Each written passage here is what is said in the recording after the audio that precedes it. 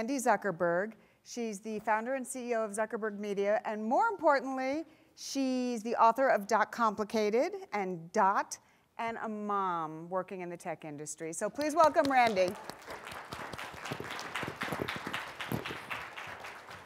I'm a mom first and everything else after. Awesome. Have a seat. Thank you so much for being here. Thanks.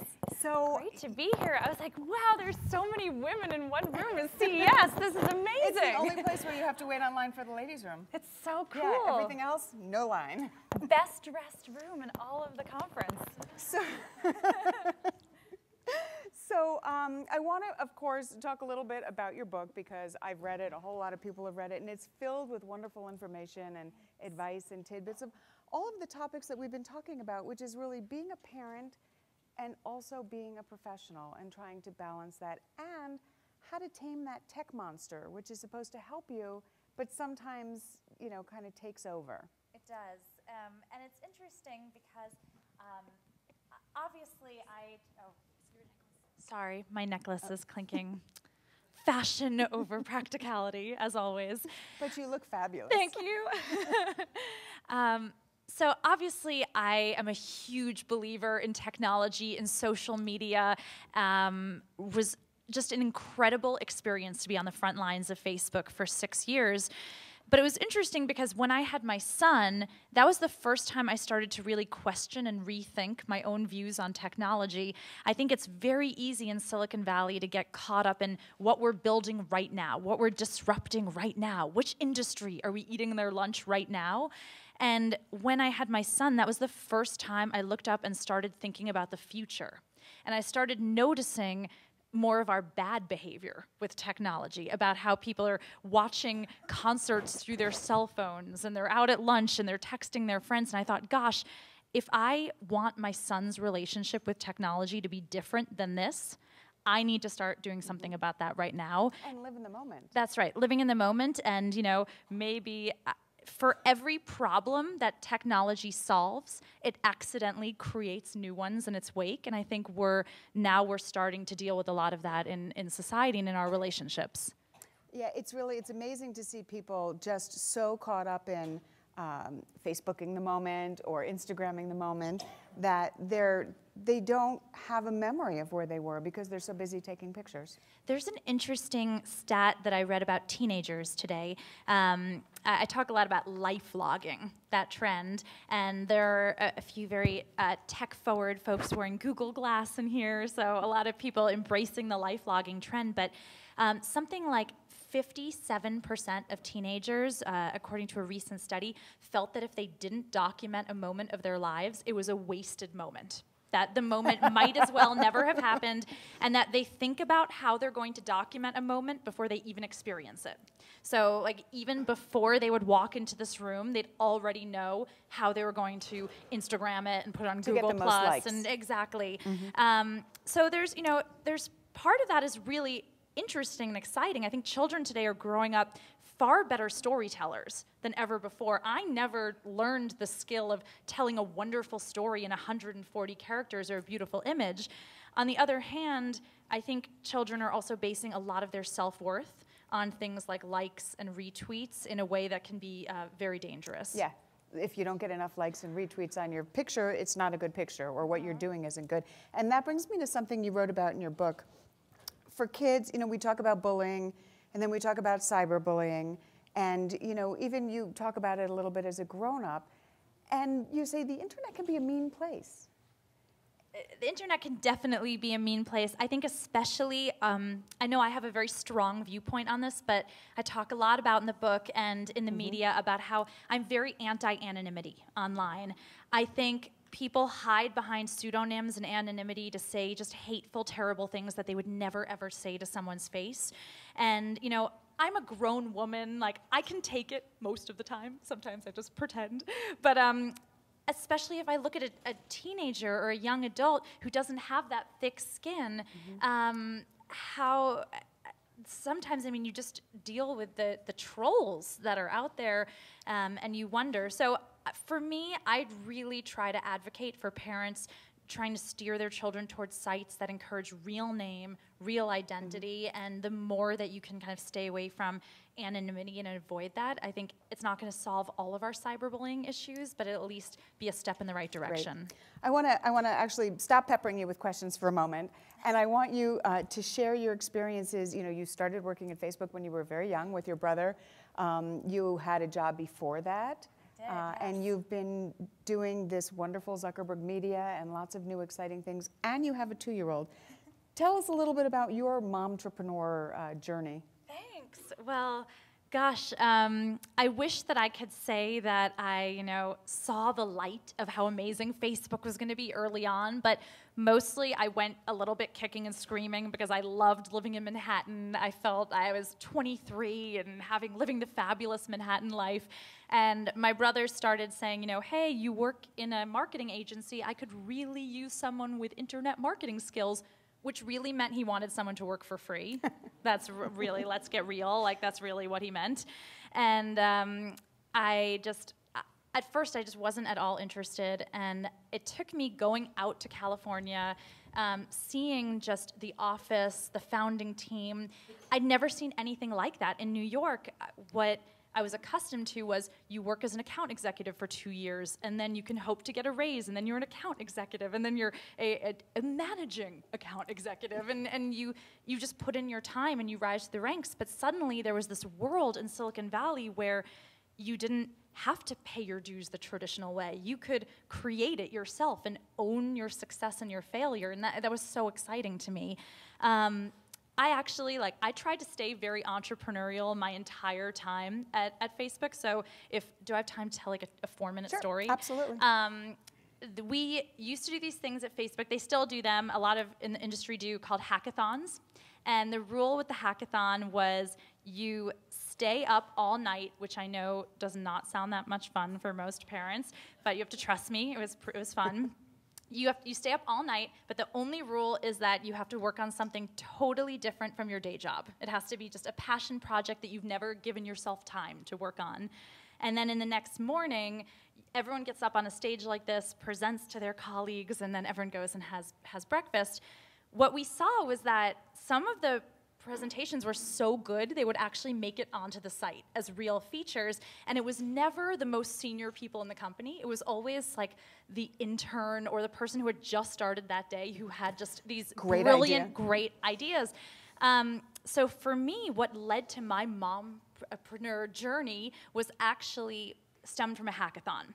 I was obsessed with television and social media, how those worlds were coming together. And I thought, gosh, look at a brand like Starbucks that has 50 million fans on their Facebook page. Why aren't they doing, their own version of CNN right on their Facebook page? Why aren't they doing 24 hours of original programming? They have more viewers than most television networks. And I thought, I'm gonna just try this out. So I grabbed a camera, I grabbed a bunch of engineers, I started interviewing them about their projects, and anyone could watch live. I think 6 people watched live, and 2 of them were my parents, and one of them was Francine, who's like sitting in the audience somewhere. And I didn't even make it to stay up all night, because I was never really good at that. And about like a few weeks later, CAA, one of the biggest Hollywood talent agencies, called me and said, Katy Perry would like to come on your Facebook television show to announce her tour. And I was like, shit. I have to pretend this is like an actual legit television show now. And I mean, fake it till you make it. I grabbed like a bunch of interns. I was like, pretend you always work on the show. This is your full-time job as far as you're concerned. And it went really well. She sold out her world tour in minutes from the live stream, and then we proceeded to just have dozens of celebrities and world leaders parade through Facebook to be on the show, culminating in getting a call from the White House, which still boggles my mind. Like, I think only Jack Bauer gets to say that. Like, the White House is calling. And President Obama wanted to use my Facebook Live show to do a town hall to all of America. So that's where my book starts. For those of you who pick up my book, it's me getting that call from the White House and being like, what do we have to do? And I have to like get MC Hammer in to see the president. It's a whole thing. But for me, that was the moment that I really thought, gosh, that was a passion project I dreamed up in a hackathon. If I gave myself the permission to work on that full time, what would that look like? And that really led me on my journey. Now, a week after the president came, I gave birth to my son. He arrived in the world a month early. I think I was just so relieved to be done with that. And that everyone says, don't make big life decisions like right after you've had a baby. And of course, I sold my house, quit my job, did everything you're not supposed to do. But it's and here you are. Here I am. I have to say, I've seen you. I saw you do Facebook Live here a few years ago, walking around the show floor, interviewing people. And I was actually at ABC when you did the ABC politics stuff. So I have seen the evolution of what you've been doing with Facebook Live. And it's just incredible because you could see that you grabbed it, you loved it, it was a passion, you grabbed it and said, this is what we're doing. And it's that laser focus we were talking about before. Thank you. Well, it was definitely exciting, and gosh, I loved my time at Facebook so much, but I also realized there's so many other platforms out there, and if I was limited to just doing live content on Facebook, I couldn't fully realize my dream. And so off you went. So what's happening now? Off I went. We have so many exciting projects, but sometimes you have to listen to the market tell you what they want to. So I did a lot of public speaking. I was traveling, working with a lot of brands. And one thing that I kept noticing was that I would give a talk usually to a business audience about Facebook and social media. And then I'd get off the stage, and everyone would come up to me with all of these personal questions about tech and their children, or tech in their lives, or why is my kid uploading this thing on Snapchat? What is Snapchat? What's going on? And I realized, gosh, all of these people around the world are asking the same questions, no matter where I am. It was almost like I was like their personal Dear Abby of the internet. And I thought, maybe the market is giving me some signals on what it wants me to do. And I think part of being an entrepreneur is being able to both have your own laser focus, but also to get feedback from the audience. So because of that, I launched DotComplicated, which is our newsletter and blog community site to try to answer a lot of these questions. And from that spun a book deal. And all real life, relatable parenting, real life. Digital etiquette questions. Exactly. I mean, even when you're sitting in Silicon Valley, you see these people who are running the most tech-forward, innovative companies, but then they still go home and their parents struggling with the same things. We're all figuring this out together, and I thought, gosh, if even we haven't figured it out in Silicon Valley, then there are millions of people around the world struggling with these who don't really have anyone to talk to or any community. And so we got really focused on the DotComplicated community and then on working with brands who are interested in reaching kind of tech-savvy moms and families and parents and how to really connect those two. Fabulous. Will you indulge us a few questions? I know you get them Absolutely. all the time, so I'm sure that there are questions. And do we have a microphone out there? Okay.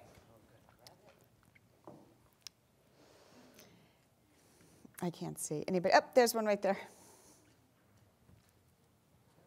Hi, Randy. Hi. Hey, a couple years ago at this wonderful show, I met David Huang, who I believe is a founder of Vantage. And one of the greatest gifts I brought my daughter was a safe space to introduce her to the digital topography, and I had an opportunity to oversee that experience. And a big portion of that for us was identity. And I guess what I'll leave you the thought where we went, and tell me how you might add to this. I explained identity and truth of that matter, and she goes on by her first and middle name. Happily, those were available. So we're as close to real world as we can be without her being identifiable.